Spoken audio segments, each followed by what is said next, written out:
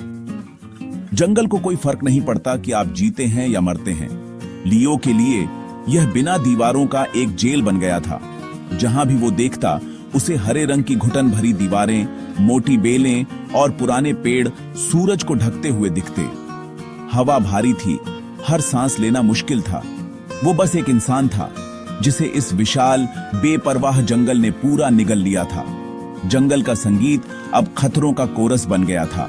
कीड़ों की भिनभिनाहट, दूर से हाउलर मंकीसों की आवाजें और सरसराहट जो कुछ भी हो सकती थी। समय का कोई मतलब नहीं रह गया था। सूरज छिपा हुआ था, उसकी इकलौती घड़ी खो गई थी। उसके कपड़े फटे हुए थे, स्किन पर खरोंचें और कीड़ों के काटने के निशान थे। उसकी बांह पर एक गहरा घाव धड़क रहा था। पैनिक सतह के नीचे छिपा था, लेकिन उसने खुद को चलते रहने के लिए मजबूर किया। जंगल हर कदम पर उसका मजाक उड़ा रहा था, बदलता और शिफ्ट होता हुआ, ये पक्का करते हुए कि वो भटक जाए। उसने एक विशाल पेड़ पर हाथ रखा, दिल जोर से धड़क रहा था। उसे याद आया कि किताबों और डॉक्यूमेंट्री में सर्वाइवल कितना आसान लगता था। यहां हर डिसीजन जिंदगी और मौत का सवाल था। एक छोटी सी गलती भी जानलेवा हो सकती थी। वो आदमी जो सोचता था कि वो जंगल को काबू कर सकता है, वो अब नहीं रहा। अब बस उसकी रॉ इंस्टिंक्ट बची थी। उसने एक कांपती हुई सांस ली, सडन और जिंदगी का स्वाद चखा और खुद को आगे बढ़ाया। अमेज़न के आगोश में गायब हो गया। जंगल में सर्वाइवल ही इकलौता नियम था। लियो एक लापरवाह एडवेंचरर नहीं था, वो एक लाइब्रेरियन था।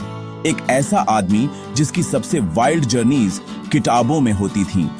अमेज़न उसका सपना था और फाइनली उसने इसे सच कर दिखाया। एक गाइडेड टूर, कई दिनों का वंडर और रेन फॉरेस्ट की ब्यूटी पर अचंभा। वो ग्रुप के साथ चल रहा था, केयरफुल और रिस्पेक्टफुल होकर अपनी फैंटेसी जी रहा था। लेकिन क्यूरियोसिटी ने उसे हरा दिया। एक हमिंग बर्ड, शानदार और रेयर, उसे रास्ते से थोड़ा दूर ले गई। वो एक फोटो के लिए हट गया, ये सोचकर कि वो कुछ ही सेकंड में वापस आ जाएगा।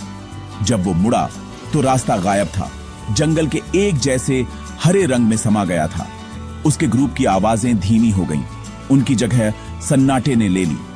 पैनिक होने लगा जब उसने आवाज लगाई, लेकिन पत्तों ने उसकी चीखों को सोख लिया। हर दिशा एक जैसी लग रही थी। जंगल ने अपने दरवाजे बंद कर लिए थे। एक गलत मोड़ और सपना एक बुरा सपना बन गया। जंगल ने उसे अपना बना लिया था। जैसे ही दिन की रोशनी गायब हुई, डर अंदर घुस गया। जंगल एक काले शून्य में बदल गया। हर आवाज तेज और अजीब लगने लगी। लियो ने एक कपोक पेड़ के नीचे शरण ली, ठंड और डर से सिकुड़कर बैठ गया। रात अजीब आवाजों से भरी हुई थी, हाउलर बंदर, सरसराहट और कीड़ों की भिनभिनाहट। सोना नामुमकिन था, हर आवाज उसे जगा देती थी। वह निहत्था था, शिकारियों की दुनिया में एक आसान टारगेट। अकेलापन हावी हो रहा था, पछतावा उसे कुतर रहा था। कोई आराम नहीं था, केवल अंधेरा और यह यकीन कि वह सुबह तक शायद जीवित न रह पाए। उस पहली रात उसने सीखा, अमेज़न में अंधेरा एक शिकारी होता है। जिंदा रहने का मतलब था रात को सहना। सुबह ऐसी महसूस हो रही थी जैसे उसे नई जिंदगी मिल गई हो। लियो बच गया था, लेकिन अब प्यास और भूख उस पर हावी हो चुकी थी। पानी उसकी पहली जरूरत थी। उसे मार्को की सलाह याद थी, जमीन से नीचे की तरफ जाओ। घंटों भटकने के बाद वह एक साफ पानी की धारा तक पहुंचा। उसने पानी पिया और उम्मीद फिर से जाग उठी। खाने की तलाश के साथ जंगल के खतरे भी लौट आए। जहरीले मेंढक, अनजान मशरूम और अनजाने पौधे उसके आसपास थे। भूख ने उसे एक ताड़ के फल पर डानवी लगाने पर मजबूर कर दिया, जो उसे किसी किताब से हल्का फुल्का याद था। हर निवाला एक खतरा था, लेकिन उसके पास कोई और चारा नहीं था। जंगल में कोई आसान जवाब नहीं थे, बस मुश्किल फैसले ही थे। उसने मुंह धोया, पानी पिया और एक नाजुक उम्मीद महसूस की। उसने एक समस्या हल कर ली थी, लेकिन अगली हमेशा इंतजार कर रही थी। अमेज़न में जिंदा रहना दानवी लगाने जैसा था। हर दिन एक इम्तिहान था। वह आगे बढ़ता रहा, कमजोर लेकिन जिंदा। जंगल में सर्वाइवल जितना फिजिकल था, उतना ही मेंटल भी था। डर लियो से दिन रात फुसफुसाता रहता था। उसे बताता था कि वह यहीं मर जाएगा, हमेशा के लिए खो जाएगा। अकेलापन बहुत भारी था। कोई बात करने वाला नहीं, कोई कंफर्ट नहीं, बस अंतहीन हरा भरा जंगल। वह खुद से, पेड़ों से, घर की यादों से बातें करता था, सैनिटी को पकड़े हुए था। छोटी छोटी जीत के साथ उम्मीद बढ़ती थी।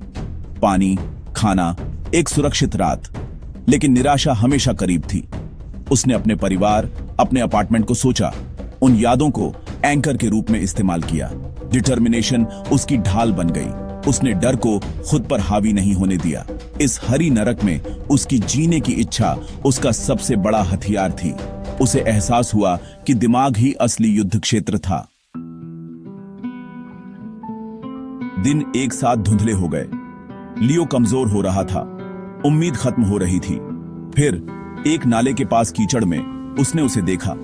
एक इंसान का पैर का निशान, किसी जानवर का नहीं, बल्कि एक इंसान का। सबूत कि वह अकेला नहीं था। उम्मीद बढ़ गई। किसी भी खाने या पानी से ज्यादा मजबूत। एक पैर के निशान का मतलब लोग, शायद बचाव, शायद एक गांव। वह रास्ते के पीछे चला गया। ऊर्जा फिर से आ गई। अब यूं ही नहीं भटक रहा था, लेकिन डर अंदर घुस गया। यह निशान किसने छोड़ा था? दोस्त या दुश्मन? क्या वह मुक्ति की ओर चल रहा था या नए खतरे की ओर? जंगल ने उसे परखा था, लेकिन अब उसने एक चुनाव दिया।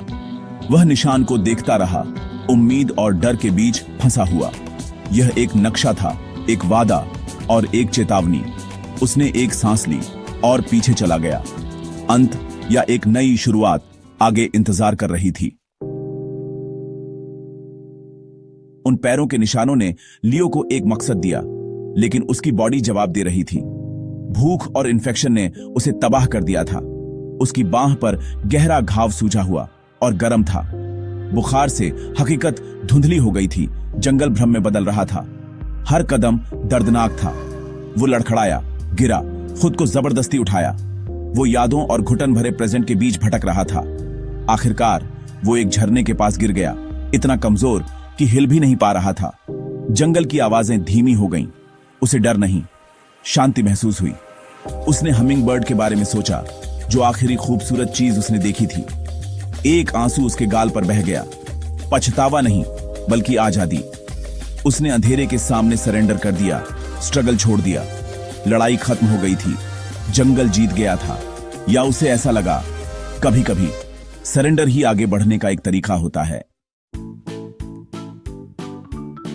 बुखार की गहराई से नई आवाजें सुनाई दी। फुसफुसाहट, कदमों की आहट। दो आकृतियां उभरी।